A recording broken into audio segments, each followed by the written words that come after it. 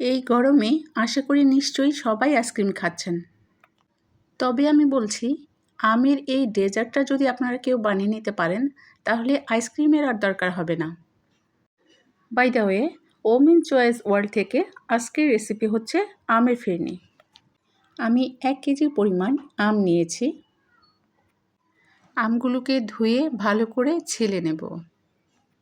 আমের খোসা ছাড়িয়ে নেওয়ার আগে কিছুক্ষণ ভিজিয়ে রাখবেন।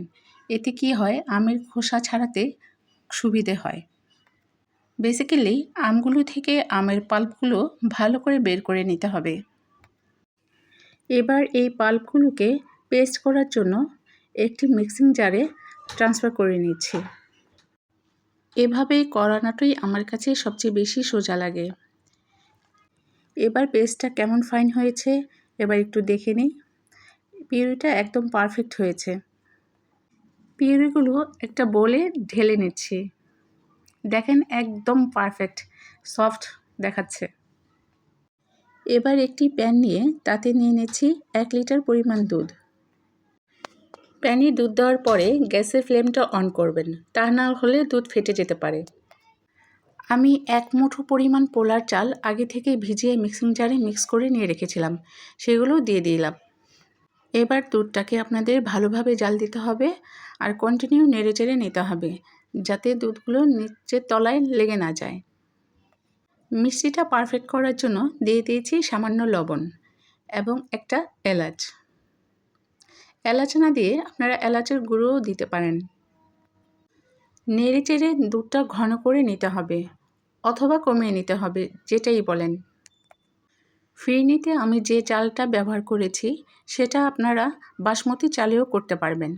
আর এই চালটা আগে থেকে ভিজিয়ে রাখলে ভালো হয়, না হলে টেক্সচারটা ভালো আসে না।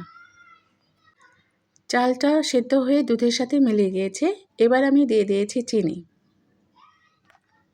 চিনি দেওয়ার পরে আরও 5 মিনিট ধরে আমার জাল করতে হবে, কারণ চিনি দিলে দুধটা আরেকটু পাতলা হয়ে যায়। এবার আমি ততক্ষণ জাল করব যতক্ষণ না আঠালো ভাব চলে আসে। দেখেন একটা আঠালো ভাব চলে আসছে, চালগুলো দুধের সাথে ছাড়া ছাড়া হয়ে যাচ্ছে না। এবার আমি দিয়ে দিব আমের পিউরিগুলো।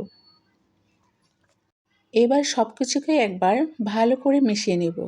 দেখতেই পাচ্ছেন কালারটা কত সুন্দর আসছে। আমটা দেওয়ার পরে আপনাদের আর বেশিক্ষণ ফোটাতে হবে না।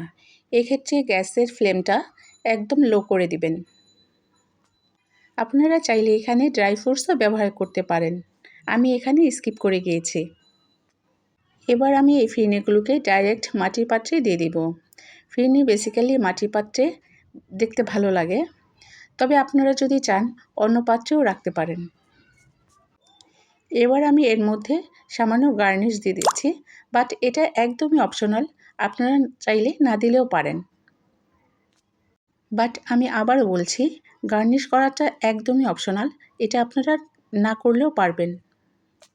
বাড়িতে একবারও হলেও এই ম্যাঙ্গো ফিরনিটা ট্রাই করে দেখতে পারেন, কারণ আপনারা তো দেখলেন এই ফিরনিটা কতটা সিম্পল এবং সহজ। ঘরে থাকা উপকরণ দিয়েই এই ফিরনিটা বানিয়ে নেওয়া যায়। By the way, women's choice world থেকে আমি বিদায় নিচ্ছি। আল্লাহ হাফেজ।